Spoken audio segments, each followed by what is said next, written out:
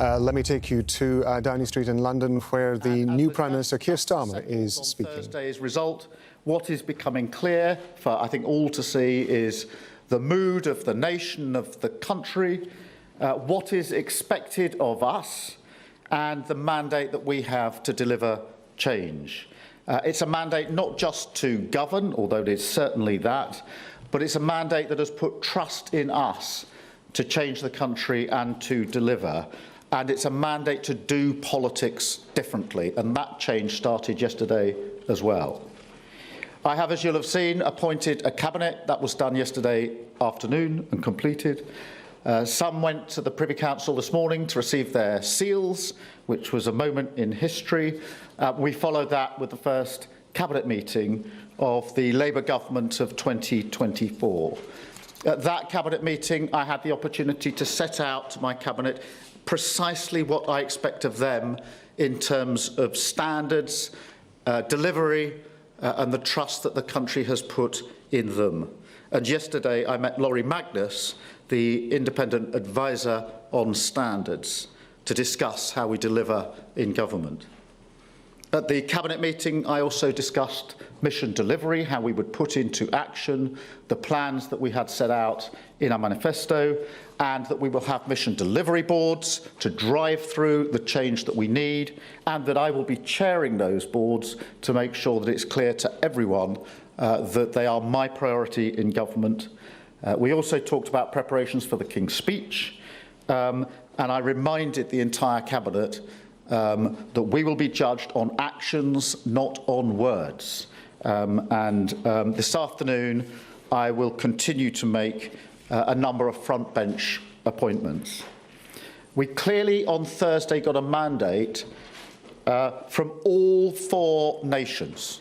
For the first time in 20 plus years, we have a majority in England, in Scotland and in Wales, and that is a clear mandate to govern for all 4 corners of the United Kingdom. And therefore I shall set off tomorrow to be in all 4 nations. I shall go first to Scotland, I shall then go to Northern Ireland, then to Wales, and then back to England, where I will meet the First Ministers, not just to discuss the issues and challenges of the day, of course we will do that, but also to establish a way of working across the United Kingdom that will be different and better to the way of working that we've had in recent years, and to recognise the contributions of all 4 nations. On Thursday, we also got a mandate on economic growth, the #1 mission of the Labour government. And so we discussed at Cabinet and have started the work on driving growth and to make sure that growth is everywhere across the whole country so that people are better off everywhere, wherever they live. The principle I operate to is those with skin in the game know what's best for their communities. And that does require us to be bold about pushing power and resource out of Whitehall. And therefore, when I return from the 4 nations, I shall hold a meeting of the Metro Mayors to discuss with them their part in delivering the growth that we need across the United Kingdom. That will be on Tuesday. That will include non-Labour Metro Mayors. There's no monopoly on good ideas, and I'm not a tribal politician. And the principle I operate to, whether it's mayors or other elected representatives, is that where regional leaders want to deliver for their area, then regardless of the colour of their rosette, my door is open and my government will work with them. Later on Tuesday, I shall set off to Washington for the NATO summit. I've already had a number of international calls, as you will know, and as you would have expected, to establish the relations across with other countries, to have really important discussions about Ukraine and other pressing issues. And Washington will be an opportunity for me to have further discussions with some of the leaders I've already spoken to and some that I'm due to speak to. It is, of course, an important summit on NATO. It is for me to be absolutely clear that the first duty of my government is security and defence, to make clear our unshakable support of NATO, and of course to reiterate, as I did to President Zelensky yesterday, the support that we will have in this country and with our allies towards Ukraine. So this will be a politics and a government that is about delivery, is about service. Self-interest is yesterday's politics. I want a politics and a country that works for you. Thank you very much, and I will now take a number of questions, starting, I think, with Chris. Thank you, Prime Minister. Chris Mason, BBC News. You've said that change can't be delivered by flicking a switch, but plenty of people might want lots of switches flicked pretty quickly. And so I wonder how soon you could actually start delivering concrete change. And if I may, have you unpacked yet? Have you found your way around? Well, they're two different questions. Thank you. Look, I'm restless for change, and I think and hope that what you've already seen demonstrates that, not least the appointment yesterday of Patrick Vallance and James Timpson, two individuals who are associated with change and delivery. And it won't surprise you to know that the discussions I had yesterday with them were not the first discussions I've had with them. We've been talking to them for some time about the need for the change that we will put in place. But look,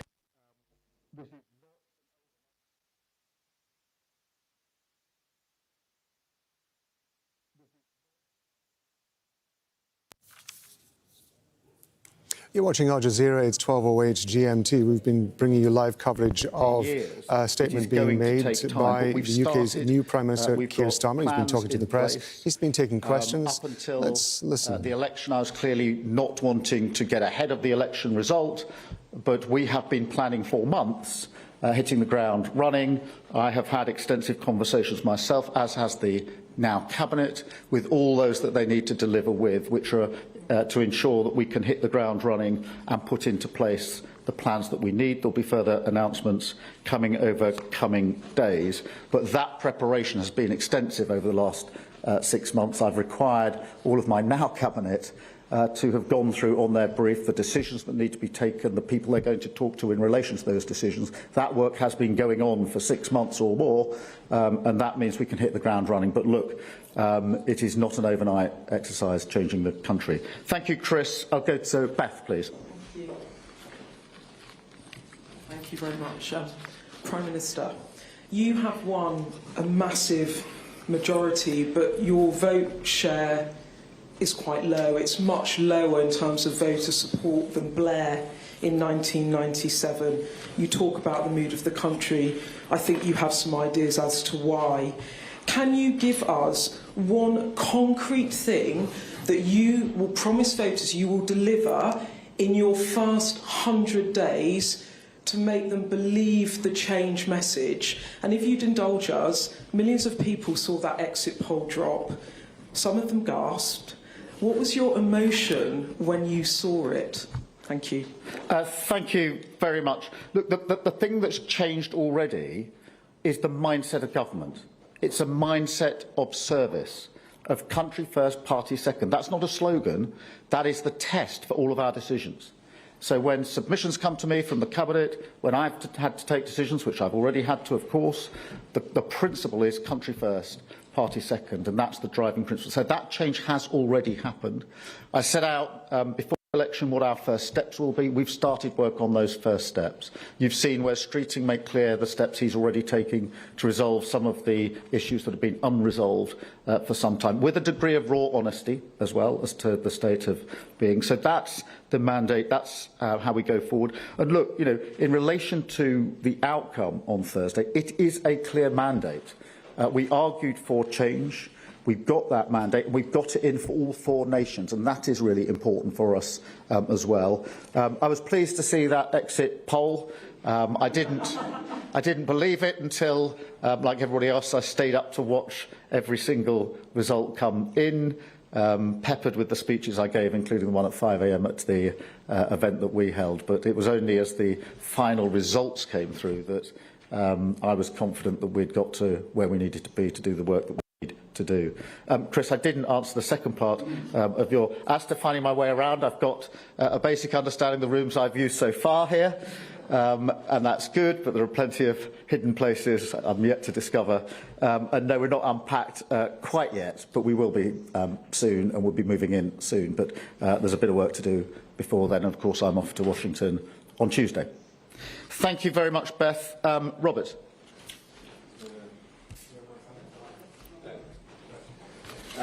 Robert Heston, ITV. Prime Minister, you talk about the need for a reset. One of the lessons of Labour governments is the need to take the tough decisions early. We've already heard from Wes Streeting that, in his view, the policy now of the NHS is that it is broken. If, in the coming weeks, as you go through department by department, you find that things are worse than you expected, are you prepared to take tough decisions early, including possibly raising more from taxation? And then secondly, just on Beth's point about how you've won the biggest majority relative to the size of the vote in history. You said yesterday that your priority would be to govern for those who didn't vote for you. Some 80% of British voters didn't vote for you. That's including those who didn't vote at all. What does that mean in practice, in a sense, for the culture of the government and how you'll govern? Thank you, Robert. Look, in relation to the tough decisions, we're going to have to take the tough decisions and take them early, and we will. We will do that with a raw honesty. And that's really what sat behind Wes Streeting's description yesterday of the NHS as being broken. It is. Everybody who uses it and works in it knows that it is broken, and we're not going to operate under the pretence or language that doesn't express the problem as it is, because otherwise we won't be able to fix the problem as quickly as we need to. And we'll continue in that vein. There are other issues. Prisons would be an obvious example where other parts of the system are broken, and we're going to have to approach that with a raw honesty as well. And we will take the tough decisions, but that is not a sort of prelude to saying there's some tax decision that we didn't speak about before we're about to announce now. It's about the tough decisions to fix the problem of being honest about what they are. On the second part of your question, it was very important to me to say what I said on the steps yesterday about those that didn't vote for us, because we're a government of service to all people, whether they voted for us or not. And I include within that people who voted Labour for the first time on Thursday, because across the country in many places people will have voted Labour for the first time, perhaps never having voted Labour before, and I recognise that, and that they've put their trust and confidence in us, and we have to repay that, so we hold them in our mind's eye. People who didn't vote for us need to know that we will serve them, that we will not turn our back on people just because we don't think they voted for us. We'll govern for the whole country. And that's what I meant by what I said yesterday. It's about taking the country forward and doing that, in conjunction with our First Ministers, doing that in conjunction with our mayors and other elected representatives across the areas, so that we can govern for the whole of the country and take the country forward and turn our back on tribal politics and simply picking issues we want to fight just for the party politics of it. That's what's gone wrong, in my view, in the last few years, where priorities are simply set by party advantage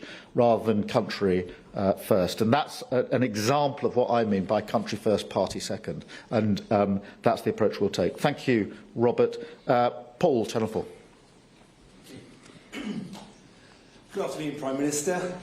Firstly, have you got used to hearing yourself get called that yet? And secondly, if I may, just pick up on Chris's point there. Look, you said progress isn't going to be like flick of a light switch. You've said that it's going to take a while. But for people at home who are feeling pinched, who are feeling desperate, when can they expect things to start getting any better? A year from now, 2 years from now, before the next election, or perhaps Never.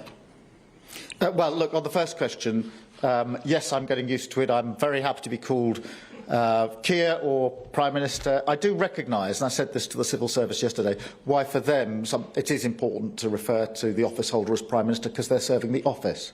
I recognised this when I was Director of Public Prosecutions, and it is actually important to them to use the title because it reinforces in them what they are doing by way of public service, and I respect that and understand that. I'm perfectly happy to be called Keir, but I do recognise why that happened.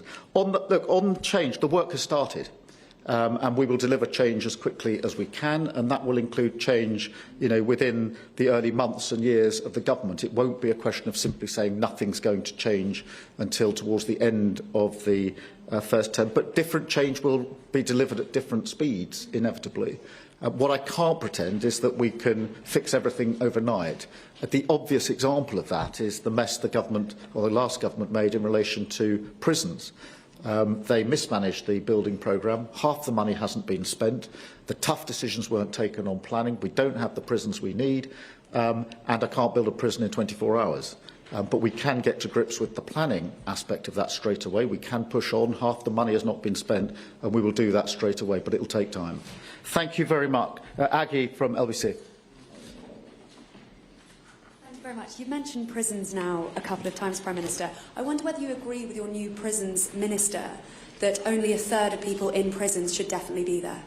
Well, look, the prison minister has huge experience here and has invested a huge amount over many years in relation to prisons, and that's why I wanted to make that appointment. We do need to be clear about the way in which we use prisons. We need to get away from the fact that for so many people come out of prison, they're back in prison relatively quickly afterwards. That is a massive problem that we have in this country that we do need to break, and that's why I was very pleased to put James into post, someone who hasn't just talked the talk, has actually walked the walk for many years in this respect, and I think I was very pleased to make that appointment, very pleased to have spoken with him about the change that we can bring about. Thank you. I'll go to Caroline. Thanks very much. Caroline Wheeler from the Sunday Times, and congratulations, Prime Minister, on your victory. It seems to be a theme here that we're talking about you want to hit the ground running. I'm just wondering, in terms of the NHS, when can you commit to getting those 40,000 additional appointments up and running? Is that something you can do within the first year? And as you head out towards NATO, how quickly do you think that you can reach 2.5% on defence spending in terms of GDP? And if I may, just something very close to my heart, will you recommit to the previous government's proposals to compensate the victims of the contaminated blood scandal, which is estimated to cost £12 billion? Let's do those in reverse order. The third answer is yes.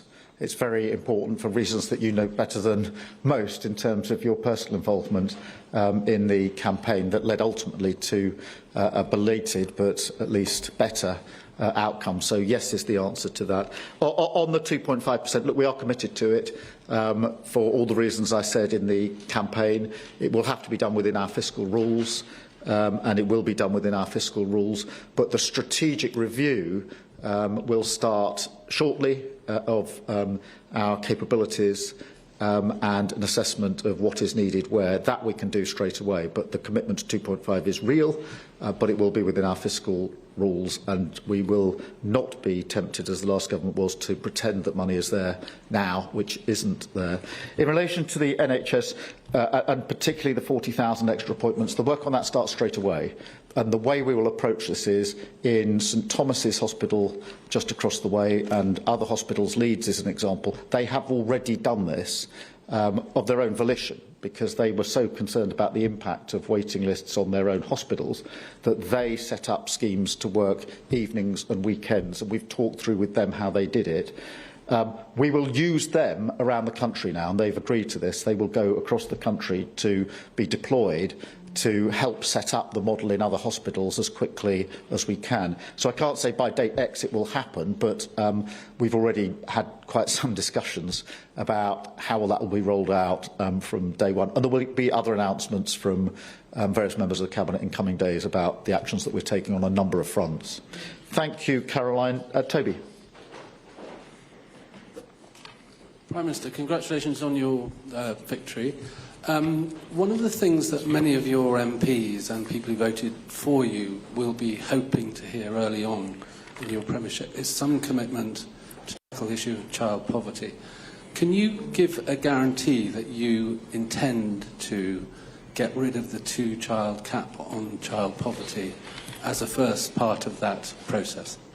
What I can, I mean, the answer today is no different to the answer a week ago, you'll be pleased to know, because I said some tough things in the campaign because I meant them, and I wasn't going to do what others had done, which is to say sweet things on the way in, only to do a press conference like this 2 days later or 3 days later saying we can't do any of that. And so two-child benefit is an example of that difficult decision.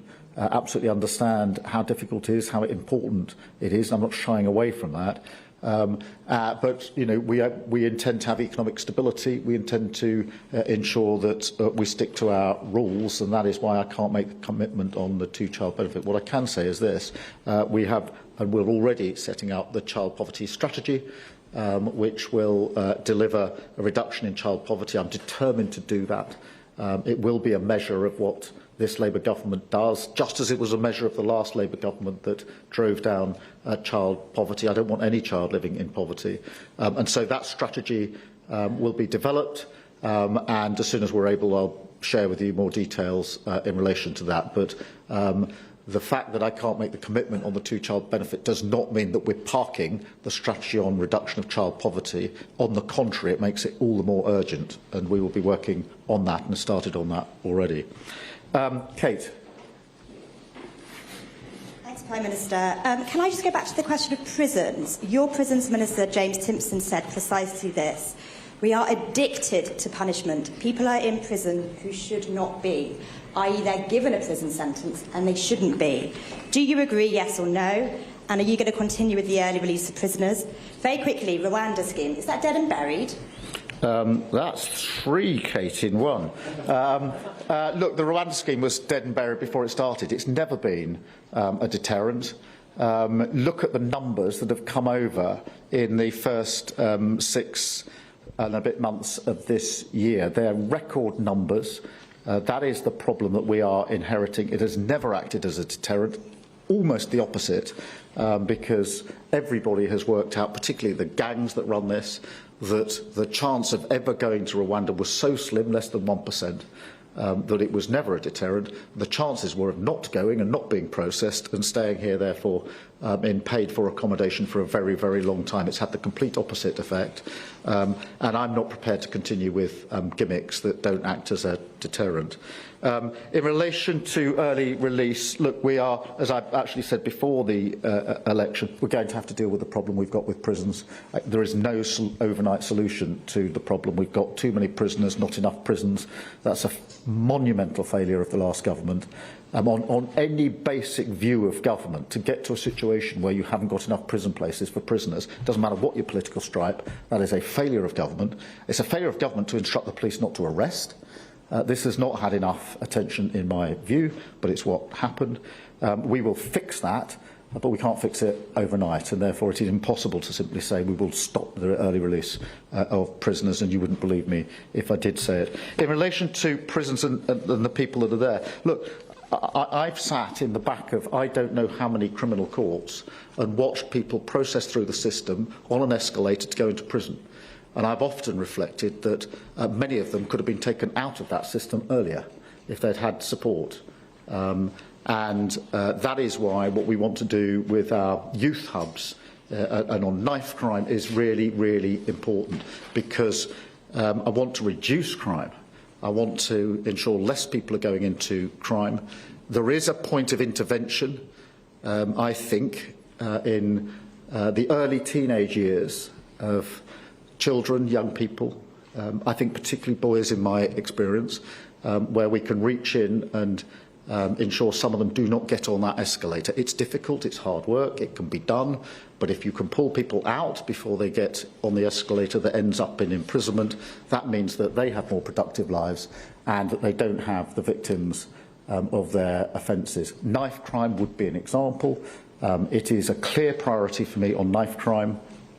And we will begin that work very quickly on knife crime to reduce it.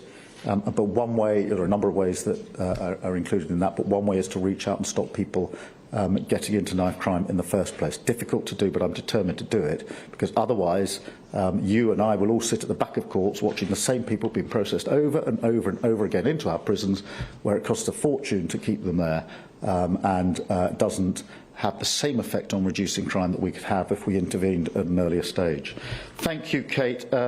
Genevieve at the Sunday Telegraph.